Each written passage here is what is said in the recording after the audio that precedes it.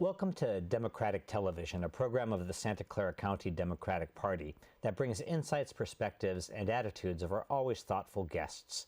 Our focus today is on community and political organizing, and our guest is Paul Escobar, the president of the Bay Area Municipal Elections Committee, also known as BAYMEC.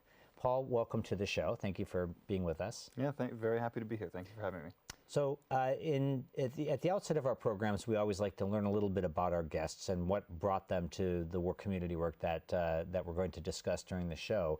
And so could you tell us just a little bit about yourself, or where were you born and raised, and what brought you to this area? What got you interested in the work that you're doing? Yeah, so I am originally from Southern California, so I'm a native Californian, born and raised down in a town called Temecula, Wildomar actually, it's a little bit closer there. And I came up here to the Bay Area originally for college. I went to UC Berkeley in 2006, and I was living up here until 2010. I went away again for grad school, but I had gone into a long-distance relationship with my current fiance, and he stayed here in San Jose. He was living in San Jose. I was in Oakland at the time. And when I graduated from my graduate program, I came back, and that's what brought me to San Jose originally back in 2013. And so I've been living in San Jose since then. Probably seems like a long time ago to a young man like yourself. It seems like only yesterday. Well, that's interesting. So many people from this area have a path like that, where family and job opportunities bring them into the area.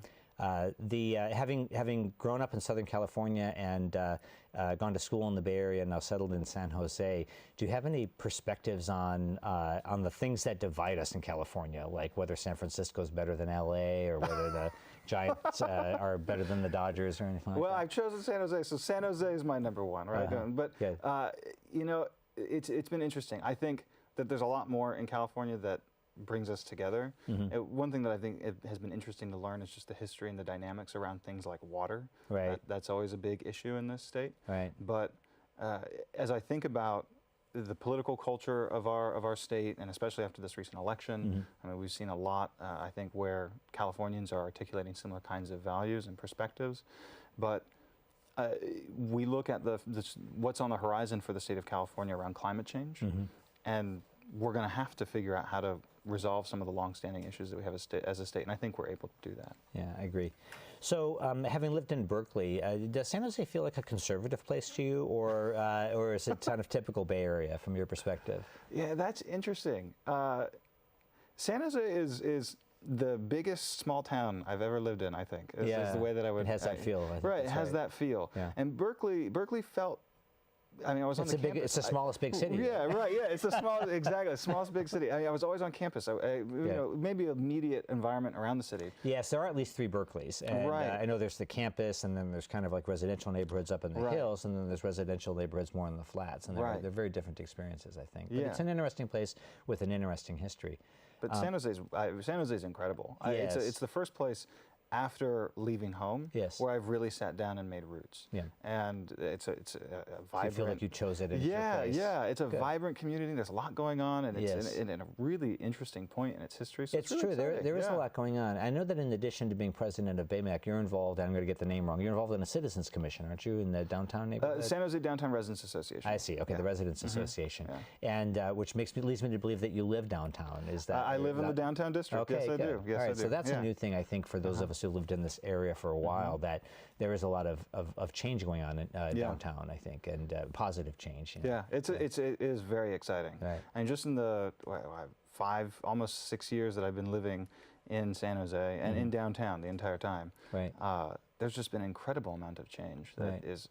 There's the Sofa district that has just exploded, and the art scene in San Jose is extraordinarily vibrant. Right. Yes, music too. I know I'd like to go to see live music performed, and that wasn't long ago. It would be hard to find a performance on a given night, but now there's always something going on. Yeah. So San Jose really is growing. So what did you study in school? Was it something political? Did it bring you to political work or community work, or was it unrelated entirely? You know, it was kind of a serpentine path, I think, a little bit. So in undergrad, I studied rhetoric and religious studies and French. And then in graduate studies, I did philosophy of religion. I see. And at the Okay, time, good. I was planning on going to academia, actually, to do really? philosophy Okay. of religion and science. I see. And tie it into sort of American political culture, but speaking about those broad themes. And Right. I changed my mind in grad school pretty Right. quickly, actually. Oh, yeah. Okay, good. Very quickly. Yeah. And a professor sat down with me and said, why do you want to do this? And we kind of hashed it out, and he gave me a little bit of a reality check about just the nature of academic work and how Right. challenging it could be. Yes. In a way that personally I wasn't prepared to make that decision. Right. But it must have been interesting to have an outsider come to you. It sounds like it was sort of a perceptive person who maybe saw that something about what your interest was didn't match the. Well, I mean, he told me career. for the first 3 years that he was an academic, his wife was living in Boston with her 3 children, and he was in Florida, working at Florida State. Right. And that every weekend for 3 years he'd fly up to see them, and that was his life. Right. Because he couldn't get a job anywhere else. Right. And I had other professors that were experiencing that too, and it was tough. I see. But what got me into politics, coming back to that, was that was actually an original love of mine in high school. Okay, and good. when I was trying to figure out what to do when I moved back here, it was, well, how do I get involved and help, and hopefully in the process kind of come to an answer. So what in high school would have interested you in politics? Is it just generally interesting, or is there some specific thing that made you? The presidential election in 2004. I see. John Kerry versus George W. Bush. Okay, good. Yeah, Fabulous. so I got very involved in that. Good. Okay. So you had a taste of it then. Yeah. Okay. Interesting. Good. So, and that was down when you were still in Southern California before you went to Southern college then? California. Okay, good. Interesting. So, coming to the work you're doing with BAYMEC, our viewers probably know a little bit of the history of BAYMEC and the purpose of BAYMEC. I'm right that BAYMEC supports candidates who are either from the LGBTQ community or are considered strong allies of the community. Yes. Is that right? That's right. So, in your college life, were you active in LGBTQ type groups on campus, or is this involvement in BAYMEC something where that's developed in your life since then, or since coming to this area? It has certainly become richer since then. In college, I was, I would say, more of a generalist. So I was a resident assistant for most of my time. Okay. So I was working with a lot of different populations and really invested in the residential living communities. Right. It wasn't until after that when I started to sort of more deeply explore the LGBTQ community and become more involved. I see. Yeah. Was there something specific that caused you to become interested in BAYMEC or in becoming active in those issues in our area? Yeah, I think like many people, the 2016 election was something of a wake-up call. Right. And the progress and the achievements that the LGBTQ community has made in just the last decade. I mean, you think about that, but you can go back a few. Seemed at risk. Right. And I still think, to some extent.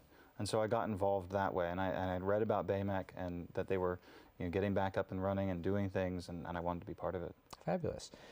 You mentioned the things that have been achieved by the community and including locally, which I think is a helpful segue to talk a little bit about BAYMEC, because like all kind of social justice and civil rights movements, I know not all of that was easy. I mean, there was a lot of strife and a lot of loss as well, and BAYMEC was right in the middle of that in terms of those developments locally. So what can you tell us a little bit about how BAYMEC came about and what timeline was? Yeah, so BAYMEC was founded in 1984, and it was in response to some measures that had gone to voters in the late 70s. So a couple things happened concurrently. There, at the Santa Clara County Board of Supervisors, they had passed 2 ordinances to protect LGBT people from discrimination in housing and employment. And there was a considerable amount of backlash against that. There were a number of constituents who wanted the Board of Supervisors to undo those ordinances. And the city of San Jose had passed a resolution, I think, recognizing Pride Week. And similarly, they got a lot of pressure. I believe the city of San Jose did undo that resolution in response to that, but the Board of Supervisors did not. They stood their ground. They stood their ground. Well, it's interesting. So quietly or before BAYMEC organized itself, it sounds like some of the supervisors and presumably advocates got them to take those measures, and it was really in response to the backlash. It sounds like that BAYMEC decided we need to be organized to deal with this. That's exactly right. The LGBTQ community didn't respond in a strong enough way to defend those decisions and to articulate why it mattered and why it was important to have those protections. And so BAYMEC came a few years later to do that, because the 2 ordinances that the Board of Supervisors put together ultimately went to the voters and then were undone by the voters by significant margins. And so BAYMEC was founded as a way to articulate the LGBTQ community's response. I see.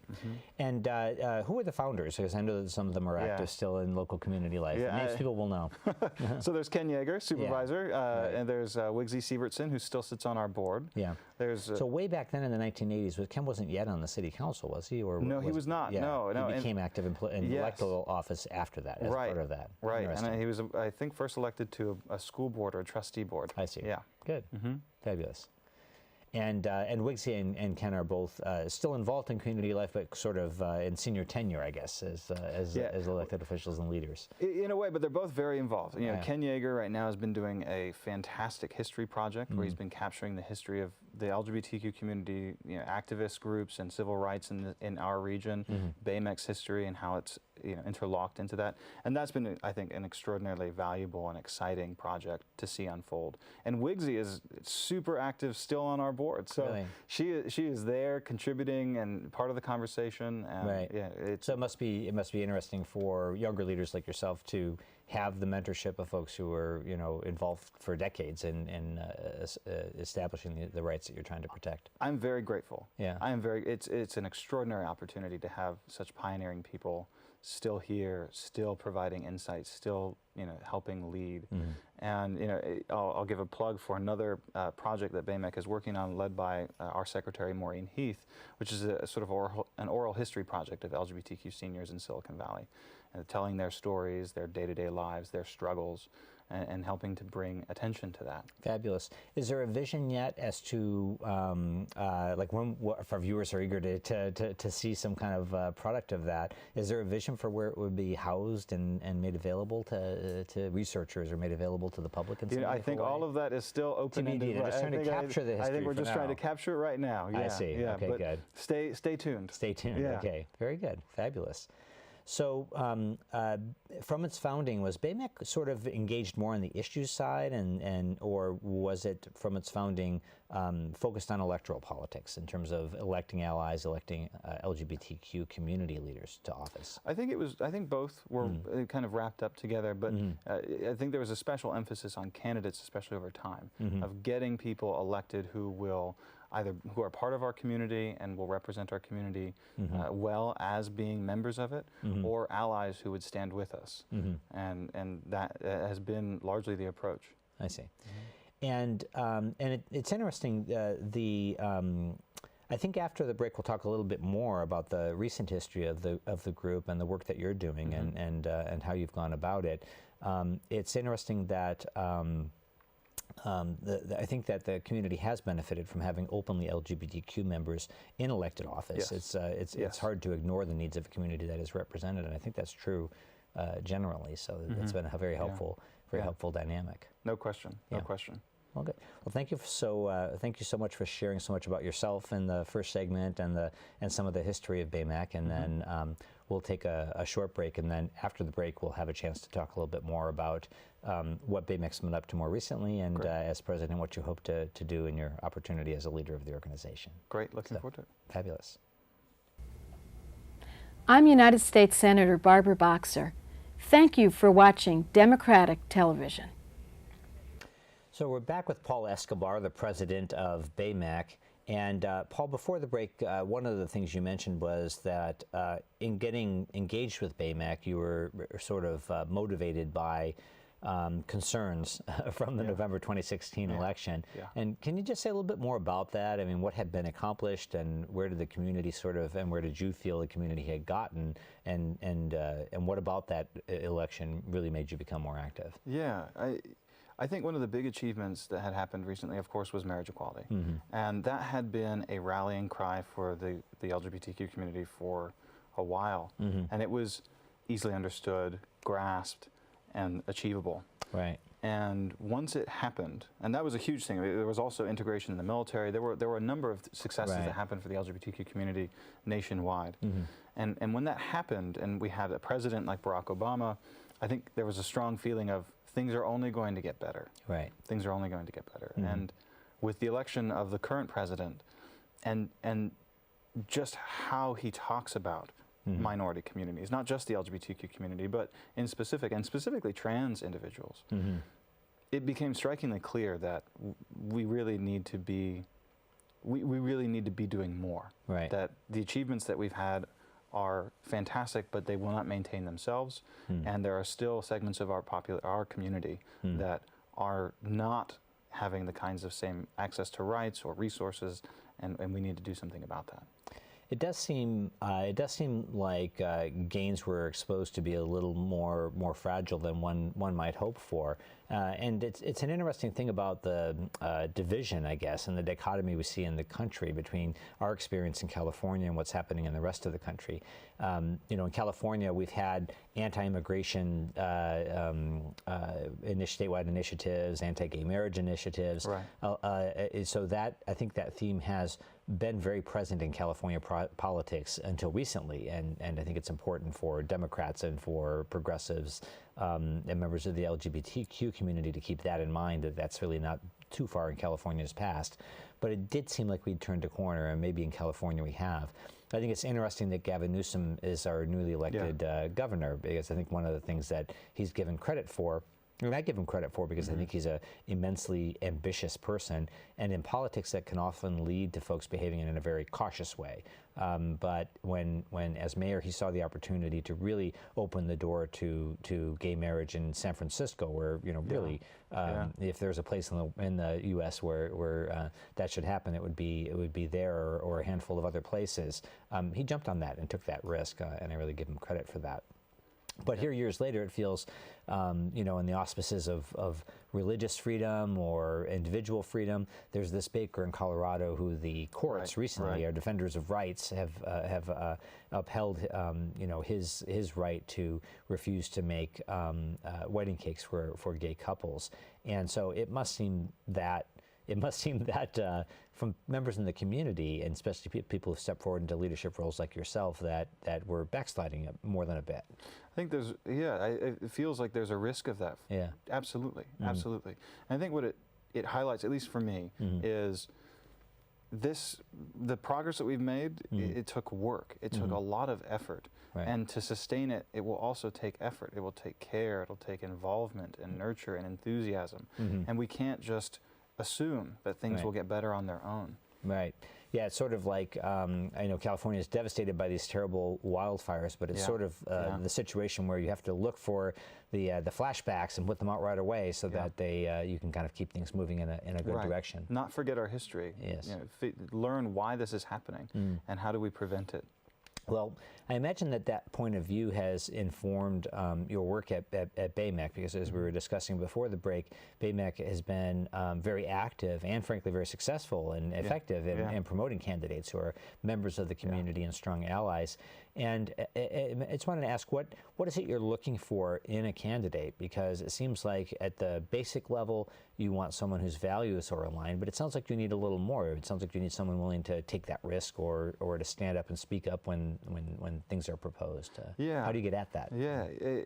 I mean, that's a good question. How do we get at that? I'll talk about maybe a couple of candidates that we supported this time around, and how they embody that. That's a good way to do it. So there was Laura Palmer Lohan, who ran for San Carlos City Council, top vote getter in that race, which was phenomenal. Good. The reason she got involved in that race to begin with was her son's reaction to Trump's election, and his feeling, well, is there no place for us anymore? Yeah. Are we not safe here? Do I believe in this America? Right. Is your son a member of the LGBTQ community? I don't know that, actually. I don't know that. I don't know that. But you know what is? He had some attribute that made him feel threatened by it. But she and her wife, right? Yeah. And so he's part of a rainbow family. I see. And so this was his reaction, and her reaction was, well, we can't, like, we have to show that we are a strong community and that there is space for us, and I need to get involved. And so she got involved. Oh, that's great. And I mean, that's a phenomenal story. Or you have, unfortunately, not a successful campaign, but a phenomenal campaign, and a phenomenal candidate was Ray Mueller, who ran for Alum Rock School District. I agree. A district that really needed some help. Right. There's a lot going on there. The students deserve much better leadership. And Ray was running on his qualifications, his credentials, his connection to that district. Right. And that's what we're looking for. We're looking for those types of connections. There's another candidate, Tyler Williamson, who ran for Monterey City Council. He was successful there. Top vote getter, ousted an incumbent, in fact. Wow. Yeah, and man of color, LGBT, running for the first time. Wow. And the reason he was doing it was he's from a military family. He believes in service to his community, and he saw what was going on in our country and wanted to do something about it. Right. And this is the way that he did that. Yeah. Now, in that case, it sounds like it's just a patriot and a person concerned about the community, in Ray Mueller's case as well, who just happened to be a member of the LGBTQ community. Do you think that was their membership in the community a motivating factor for them, or maybe among the motivating factors? Oh, for sure. Yeah. I have no doubt. Another example would be Adam Spickler, who ran as he is now the first openly trans male elected in California state history. Wow. Right, and part of that drive to get involved was, I have no doubt, seeing what was happening at the federal level, seeing what this president was doing, right, and saying about transgender people in particular, right, yeah, and saying, well, I'm going to do something, but I'm going to be out in front on this. I'm going to right, run for office and show that our community is strong and can contribute. Yeah, I think that's it's an interesting and powerful point, that being up there, at the table as a member of the council, it's much harder to vilify by depersonalizing of the entire community, which I think has happened a lot in recent years with the trans community. Right. And much easier in the converse to make a connection and say, oh, you know what, actually that's a pretty good idea about the potholes, and so maybe that's not such a bad guy after all. Right. Yeah, absolutely. Representation matters. Right. And I think we've learned that, with leaders like Ken Yeager or Assemblymember Evan Lowe, right, and the things that they have championed at their various levels of government. You have the Vision Zero or the Getting to Zero HIV right, campaign, and the resources that have been put behind that in Santa Clara County. Right. And then at the state level, you had the things that were going on around conversion therapy. Right. There was a lot of activity around our community, led by members of our community, in a way that it really just, you see the difference it makes having that representation. Right. I think others you're right, that others couldn't speak to. When Evan Lowe says that gay conversion therapy, quote unquote, is doing harm, right. Right. he can speak to that from a perspective that's really very compelling. A personal perspective, right, and his own struggle when he was growing up. Right. Yeah. Speaking of Evan Lowe, I know that he's a leading member of an LGBTQ kind of caucus in the state legislature, and it's sort of substantial. Maybe it's not more substantial than the representation in the population of the community, but it's big and very active and involved in leadership. There's Tony Atkins, head of the state senate, and I think it's an interesting testament to the kind of sacrifice and commitment that Evan and other members of the caucus have made, and also the receptivity of the state that we have such an active and substantial caucus. Yeah, and yet we still have problems. We still have things like gay conversion therapy to have to address. Yes. There's still work to be done, but it's incredibly heartening, and I'm so incredibly proud of the LGBTQ leadership that we have at every level of government. At the state government, like you said, Tony Atkins, making history as the first openly gay woman pro tem. Led the assembly first, and now the Senate. Yeah, right. So Just amazing. A phenomenal leader, and the difference that makes. But also, and this I think goes to an earlier question you had asked, that we can't get as much done without our allies too. We need our allies. Right. And so I guess what would you say are the pressing issues in California that you see that the community would coalesce around as priorities? Is it really about protecting ground? You mentioned a couple of things like gay conversion therapy. What are the things that people are hoping to achieve? Yeah, I think there are a number of things now that some of these big cultural questions in California, as you've mentioned, have kind of, there's been a turn in the corner, and we're kind of on the same page, at least on equality and access. I would say youth is a big one. Youth is a really big one, and actual implementation of the FAIR Act, which was passed in 2011. But and when you say youth, what issues do you think that youth in the community would face? Yeah, so there are a number of things. I would say first and foremost with the FAIR Act, given speaking of that one, it's teaching LGBTQ history. It's having LGBTQ individuals reflected in the social studies and history classes, so that they can see the contributions that their community has made. There is a lot of discussion around transgender, non-binary, sex education. Those are a lot of very live questions. Some of which even in California, there's probably acceptance, even here in the Bay Area, the logistical problems and the consistency of respecting of rights across the state. Right. Yeah. And so that's going to be an ongoing discussion that we really do have to unite behind and move forward. There's also seniors. Seniors, just globally speaking, they are higher rates of isolation and loneliness, disease because of that, depression, mental health. And for the LGBTQ community, where seniors are more likely to not have family around or supportive partners who are still there, we're getting reports of people going back into the closet and not having supportive environments. Right. So really helping our senior population as well. And there are a number of other areas where the LGBTQ community is disproportionately impacted, like homelessness, youth homelessness in particular, where in our region, I think it's something like 40% of homeless youth are LGBTQ. Right. That's an astonishing figure. Yeah. It's an astonishing figure. Is that driven by breaks with their family? In part, yeah. Yeah, that is a part of it. That is a part of it. That's sad. So a lot of serious issues yet to be, and so it's good to see that BAYMEC is really fully active. I know I was at your one of your events in the election season, and it was extremely well attended. And there's just a lot of energy, and so I know that folks can find out about what's going on at your website, which is www.baymec.org, and then they can find contact information for you there. That's right. And briefly, I know you have an event in December. I wanted you to mention that. Yes, so we're doing an event with a coalition of partners, and this is one of the wonderful things of a renaissance that's happening, and I think in our community. It's a big LGBTQ holiday party on December 8th. Fabulous. It's going to be in Campbell. The details are online. We're doing it with Silicon Valley Pride, the Billy DeFrank Center, HRC Silicon Valley, Rainbow Chamber of Commerce. Fabulous, fabulous. It sounds like a great renaissance in the community's groups involved and in BAYMEC and its involvement in elections. So thank you so much for your time today, Paul. I appreciate learning so much more about you and BAYMEC.